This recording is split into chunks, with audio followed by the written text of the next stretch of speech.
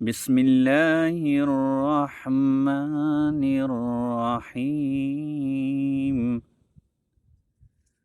لإيلاف قريش إيلافهم رحلة الشتاء والصيف